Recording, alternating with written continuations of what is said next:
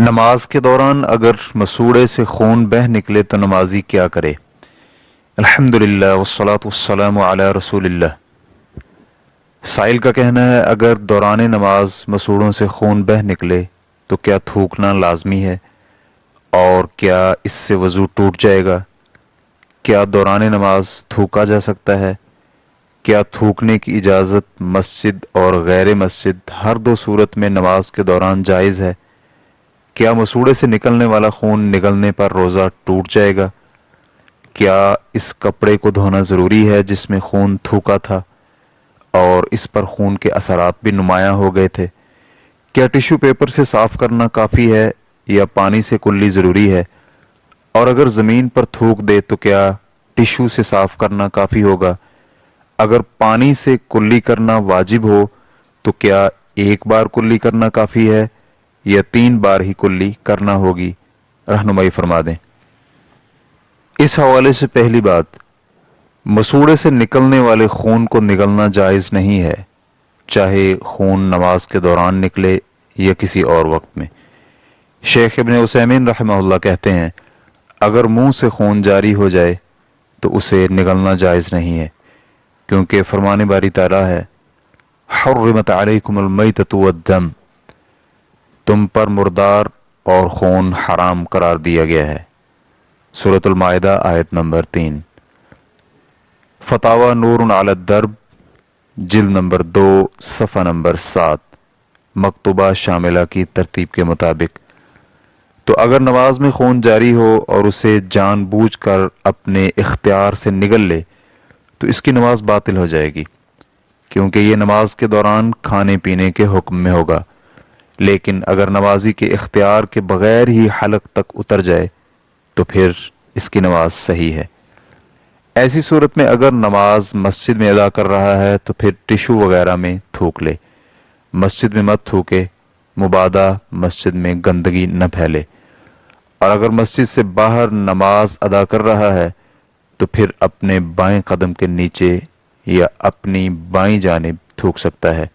اس کے متعلق حجاوی رحمہ اللہ زاد صفحہ نمبر 47 میں کہتے ہیں دوران نماز اپنی بائیں جانب تھوکے، اور اگر مسجد میں ہو تو اپنے کپڑے یعنی رومال وغیرہ میں تھوکے۔ موسوعہ فقہیہ جلد نمبر 40 صفحہ نمبر 126 میں ہے کہ جمہور فقہاء کرام کا یہ موقف ہے کہ مسجد کی زمین، دیواروں اور چٹائی پر بلغم پھینکنا حرام ہے، بلکہ مسجد کو ہر قسم کی گندگی اور آلائش سے پاک رکھنا واجب ہے، چاہے وہ گندگی نجس نہ بھی ہو، جیسے کہ بلغم وغیرہ۔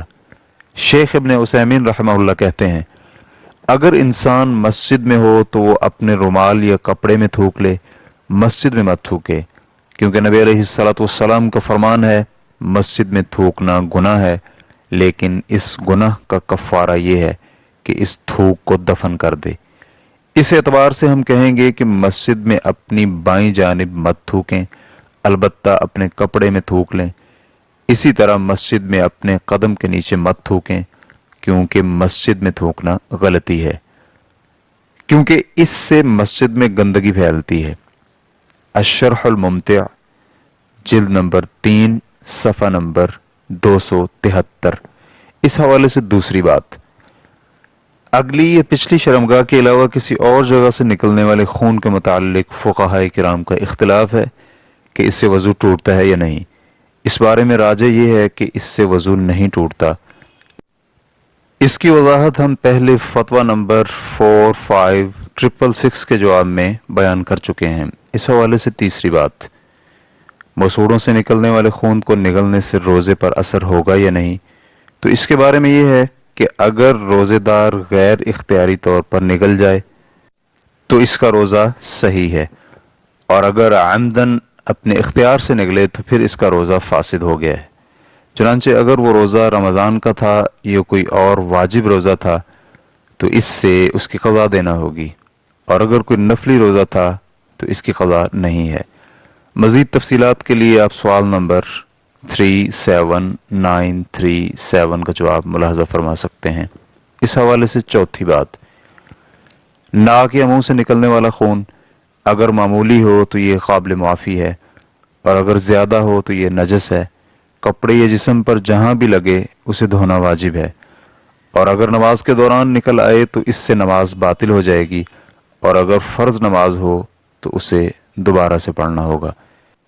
شیخ محمد بن عثیمین رحمہ اللہ سے پوچھا گیا، اگر نمازی کے جسم سے خون جاری ہو جائے تو کیا نماز توڑ دے یا نہیں؟ اس پر انہوں نے جواب دیا، اگر نمازی کے جسم سے نکلنے والا خون اگلی یا پچھلی شرمگاہ سے نکل رہا ہو تو اس سے وضو ٹوٹ جائے گا۔ اس حالت میں اس پر نماز توڑ کر خون دھونا واجب ہے، دوبارہ سے وضو کرے اور نماز بھی شروع سے ادا کرے۔ اور اگر شرمگاہ کے علاوہ کہیں اور سے خون جاری ہوا ہے، مثلا ناک، دانت یا زخم وغیرہ سے، تو ایسی صورت میں اگر وہ اپنی توجہ منقسم ہوئے بغیر نماز جاری رکھ سکے تو وہ اپنی نماز مکمل کر لے، کیونکہ راجح موقف یہی ہے کہ خون سے وضو نہیں ٹوٹتا، چاہے وہ بہت زیادہ ہی کیوں نہ ہو۔ تاہم بہت سے اہل علم اگر خون بہت زیادہ ہو تو اسے نجس کہتے ہیں اور اسے قابل معافی نہیں سمجھتے۔ ایسی صورت میں اسے نماز توڑ کر جسم پر لگنے والے خون کو پاک صاف کرنا ہوگا، اور پھر وہ واپس آ کر نیا وضو کیے بغیر نماز پڑھے گا۔ یہ راجح موقف کے مطابق ہے، کیونکہ خون نکلنے کی وجہ سے اس کا وضو نہیں ٹوٹا اور نماز دوبارہ سے شروع کرے گا۔ اور اگر معمولی خون ہو تو وہ اپنی نماز جاری رکھے گا، اس میں کوئی حرج نہیں۔ فتاوی نور علی الدرب، جلد نمبر 7 صفحہ نمبر 2، مکتوبہ شاملہ کی ترتیب کے مطابق۔ مزید وضاحت کے لیے آپ فتویٰ نمبر 163819 کا جواب ملاحظہ کر سکتے ہیں۔ اگر مسوڑے سے معمولی خون جاری ہو اور عام طور پر معمولی خون ہی مسوڑے سے نکلتا ہے تو پھر انسان نماز کے دوران اپنے رومال میں خون تھوک لے اور معمولی خون قابل معافی ہوتا ہے۔ چنانچہ رومال یا اپنے کپڑے کو دھونے کی ضرورت نہیں ہوتی، البتہ صفائی ستھرائی کے پیش نظر اسے دھونا مستحب ہے، نہ کہ نجاست کی وجہ سے۔ اس حوالے سے 5ویں بات، نجاست کو دھونے کے لیے شریعت میں خاص عادت وارد نہیں ہے، ماں سوائے کتے کی نجاست کے۔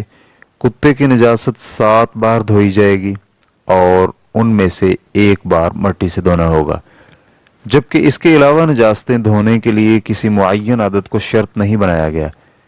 اتنا ضروری ہے کہ اسے نجاست زائل ہونے تک دھونا لازمی ہے، وہ چاہے 1 بار دھونے سے ہی زائل ہو جائے۔